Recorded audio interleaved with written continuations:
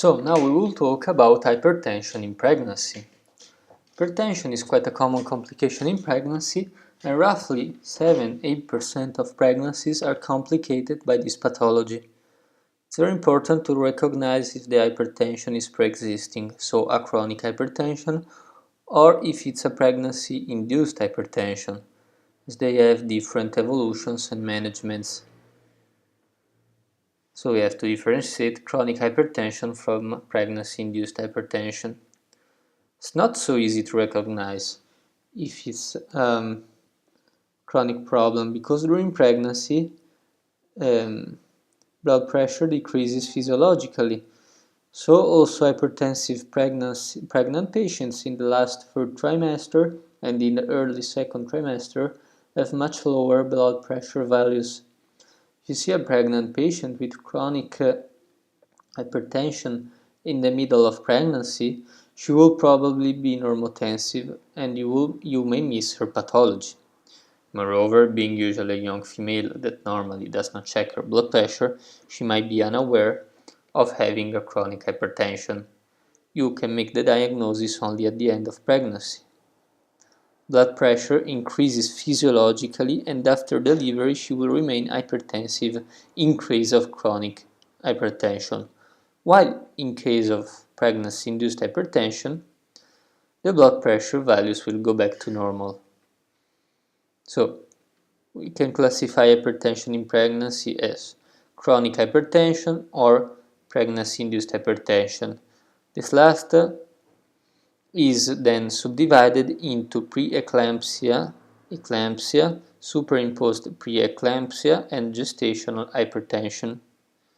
Of the pregnancy-induced hypertension, the most important and dangerous one is the preeclampsia, eclampsia, either new or superimposed.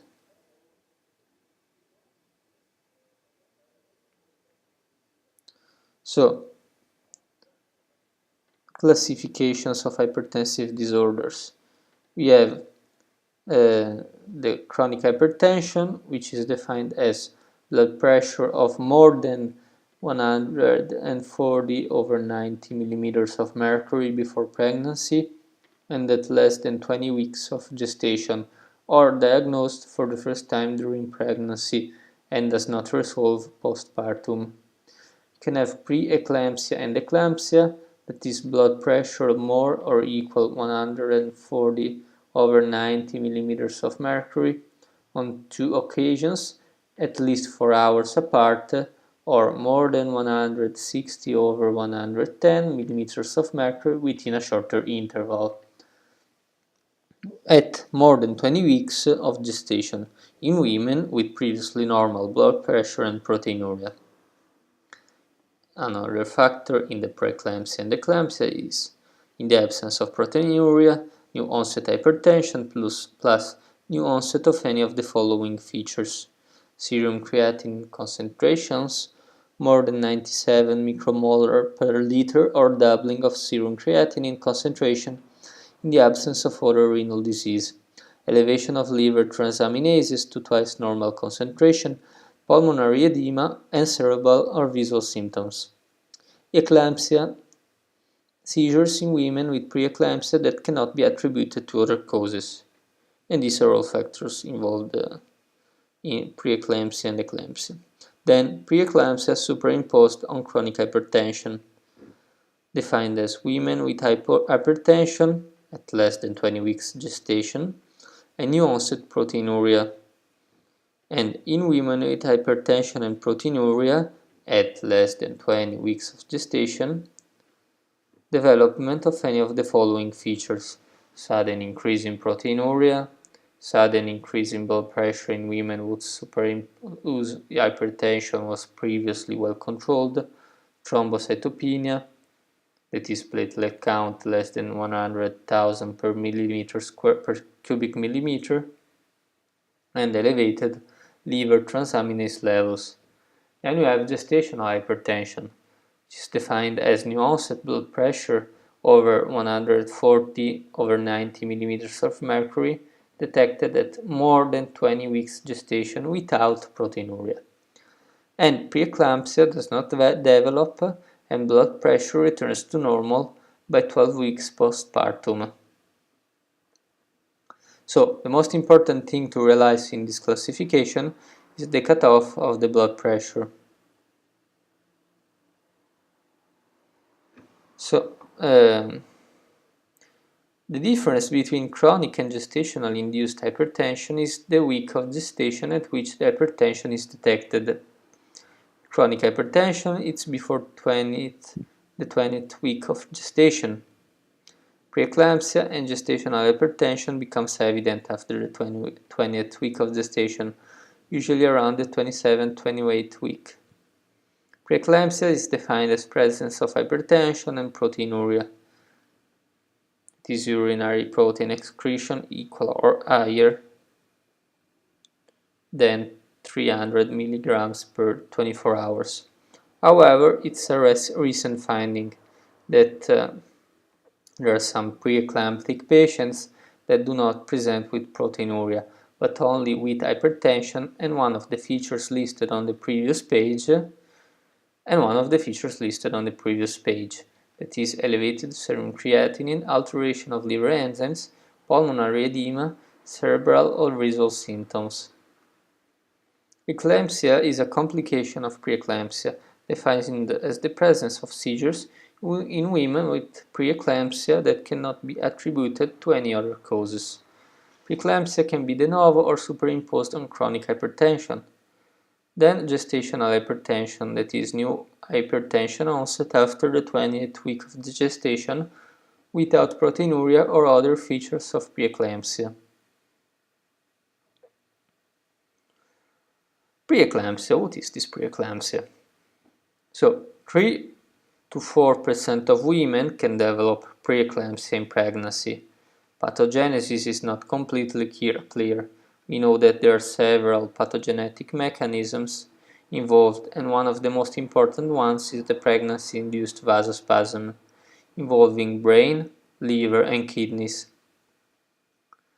Several years ago, an experiment was done showing the resistance to angiotensin in pregnant women with and without preeclampsia. In the experiment, they infused angiotensin in pregnant women in order to obtain an increase of blood pressure. It's noted that in normal pregnant women there is a physiological resistance to angiotensin, so you have to infuse much more angiotensin compared to women that will develop preeclampsia. Therefore, the physiological resistance to angiotensin in patients with preeclampsia is not present, and this is particularly evident from the middle of pregnancy onwards, when preeclampsia can develop. Related to that, you also have endothelial dysfunction in preeclampsia. It is at the level of glomeruli, you have glomerular endotheliosis, which is responsible for the proteinuria. Endothelial damage at the level of umbilical vessels endothelium. Experimentally, the endothelial cells of umbilical vessels can be put in serum of preeclampsia patients and damage will be induced. Then we have decreased production of nitric oxide, vascular reactivity, hypercoagulability. The major phenomenon is the imbalance between angiogenic and anti-angiogenic factors. In normal pregnancy, we have the angiogenetic factors like VEGF or TGF, which attach to the receptors of the endothelium and are responsible for the endothelial health relaxation. In preeclamptic patients, we find soluble receptors that catch all angiogenetic factors and prevent them from attaching to the endothelium, causing endothelial dysfunction and impaired relaxation. Preeclampsia is not a uniform syndrome, but there can be different manifestations, can be mild or severe, and an important distinction is between early and late onset preeclampsia. Probably different pathogenetic mechanisms are involved in the two types of preeclampsia. Early onset preeclampsia is quite rare, less than 1%. It presents with lesions of of the placenta and has higher risk of maternal and fetal complications. It's more severe than late preeclampsia. Late preeclampsia develops after 24 weeks of gestation and is much more common than the early onset one.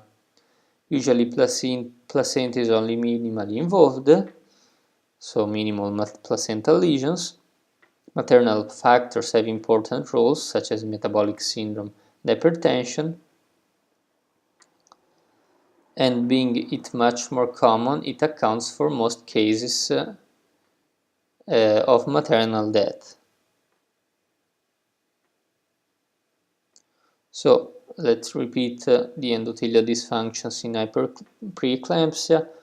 We have glomerular endotheliosis responsible for proteinuria at the level of the glomeruli. We have endothelial damage at the level of the umbilical vessels endothelium. We have decreased production of NO, nitric oxide. We have vascular reactivity, and we have also hypercoagulability. And the main phenomenon is imbalance between angiogenic and antiangiogenic factors. So we have preeclampsia less than 34 weeks, uncommon, and late preeclampsia more than 24 weeks, the most common one.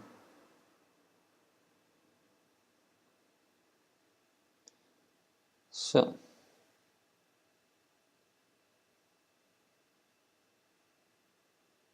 placental hypoxia causes the release of cytotoxic factors, which in turn are involved in pathogenesis of preeclampsia. During screening for preeclampsia, you can evaluate whether the trophoblastic invasion of the spiral arteries occurred using the Doppler fluximetry of the uterine artery. The trophoblastic invasion induces a decrease in resistance, and we can recognize resistance of the uterine artery by ultrasound. Okay. It's very useful in screening because the trophoblastic invasion occurs around the end of the first trimester, beginning of the second. So, before the usual onset of preeclampsia manifestation. Therefore, by doing a Doppler ultrasound in high-risk patients around the 28th to 24th week, you can recognize the placental damage of preeclampsia even if she has no symptoms yet.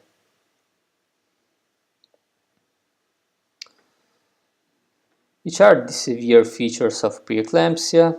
We have systolic blood pressure more than 160 millimeters of mercury, or diastolic blood pressure more than 110 millimeters of mercury on 2 occasions at more than 4 hours apart while the patient is on bed rest. A platelet count less than 100,000 per square cubic milliliter. We have elevated liver enzymes. We have renal insufficiency or oliguria, pulmonary edema or cyanosis, new onset cerebral or visual disturbances, and severe persistent right upper quadrant or epigastric pain. And what are the risk factors? I will say the most important ones. You have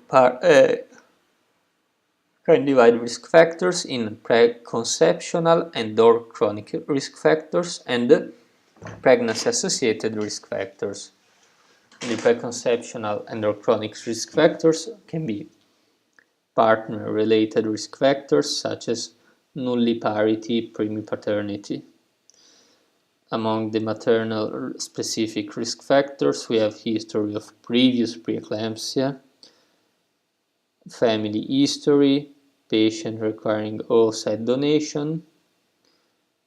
Then we can have presence of specific underlying disorders such as chronic hypertension and renal disease, obesity, insulin resistance, low maternal birth weight, gestational diabetes, type 1 diabetes mellitus, and activated protein C resistance, factor V Leiden, and protein S deficiency.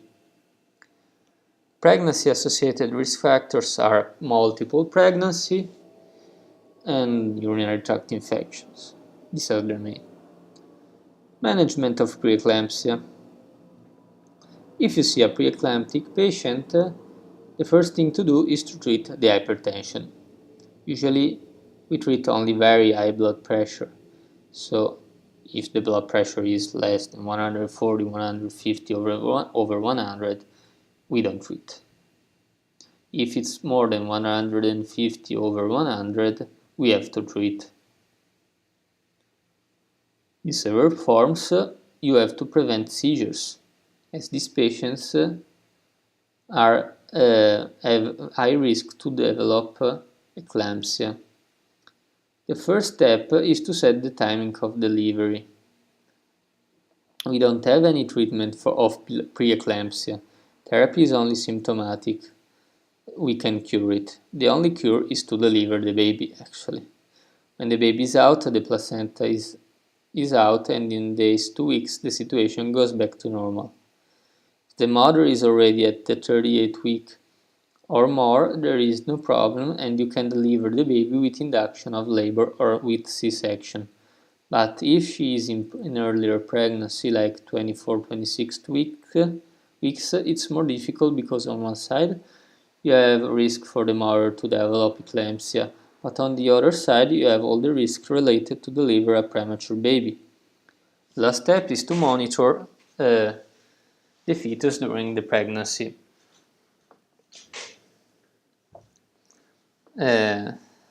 Actually, intracranial hemorrhage related to the very high blood pressure is an important cause of maternal death, so it's very important to decrease blood pressure.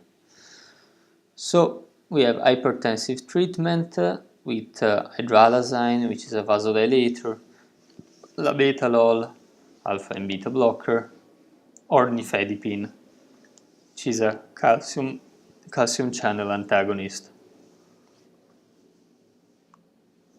Nifedipine can be given orally at very close intervals and is used to decrease quickly a severe hypertension in 1-2 hours. Afterwards, there are other oral drugs that can be used in order to maintain and control the blood pressure. To prevent seizure, then a second treatment is to prevent seizure. The only drug to be used is the magnesium sulfate IV infusion.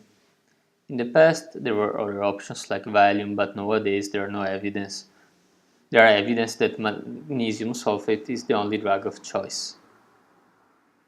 You have to control the side effects.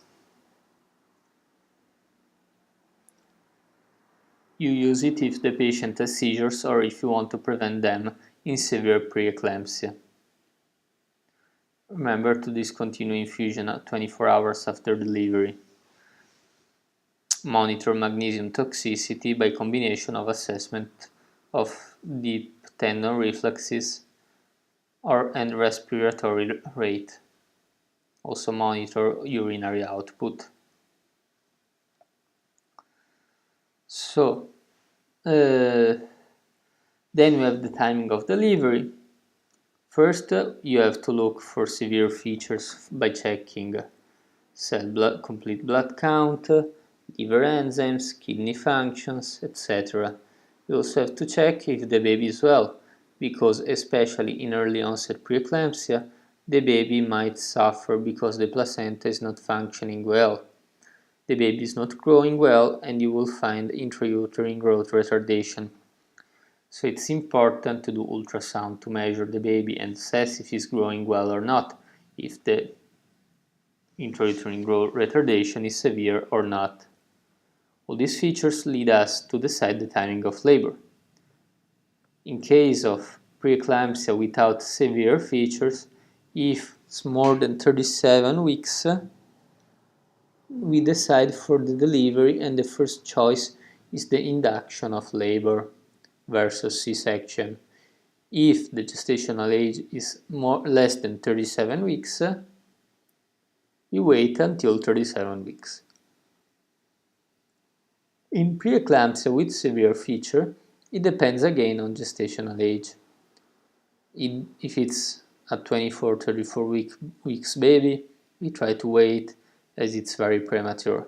Otherwise, after 34 weeks, we decide for induction of labor or C-section.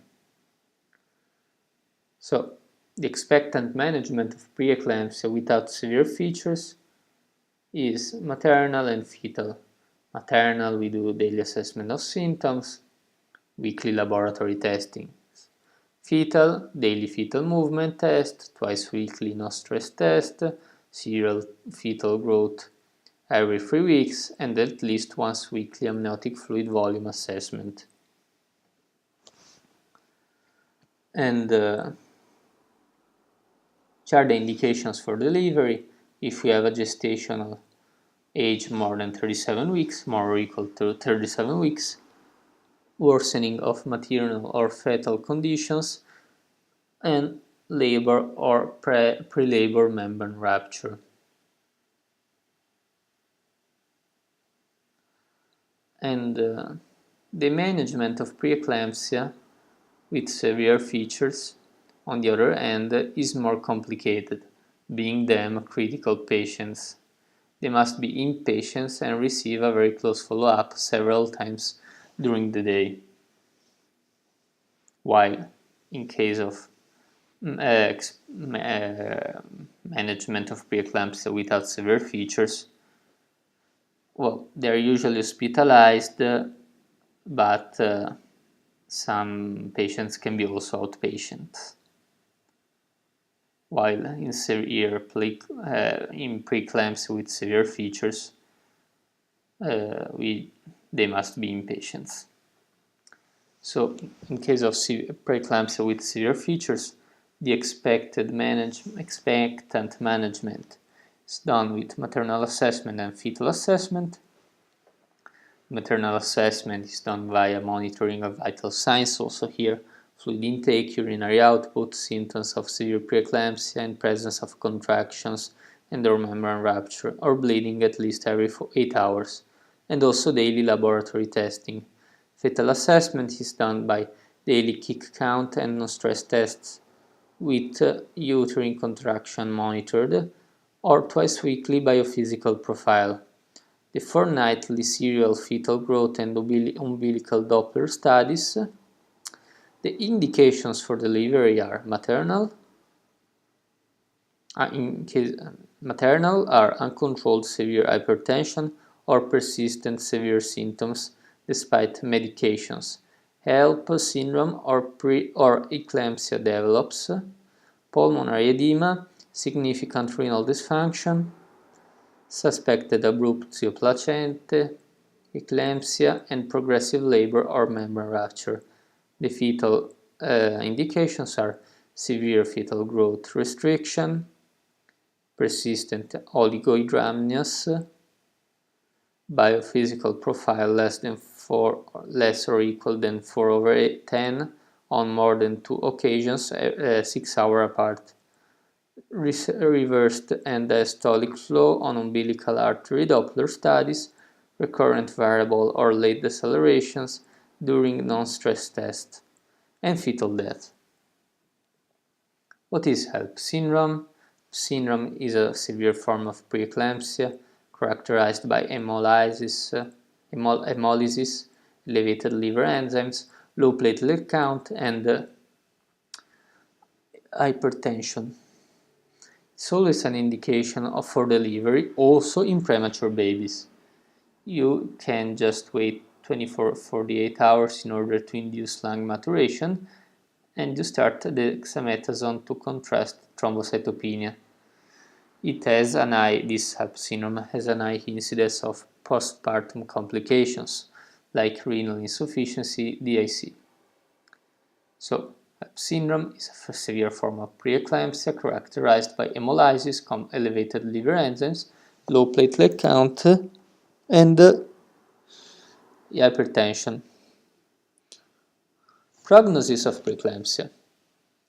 Women developing preeclampsia are at higher risk in developing cardiovascular problems in their life, so they have to do regular cardiovascular checkups and have an increased death rate due to cardiovascular disease with respect to women without preeclampsia, so high risk of cardiovascular problems. Prevention of preeclampsia. If the woman has a history of preeclampsia in previous pregnancy, we can prevent recurrence of preeclampsia in the second pregnancy by using low-dose aspirin. Some studies are showing that also chronic hypertensive patients and older patients that are at higher risk, like twins pregnancy, diabetic, obese, may benefit from prevention with low-dose aspirin. There are studies evaluating heparin to prevent preeclampsia, but there is not evidence yet that the low molecular weight heparin is useful in prevention.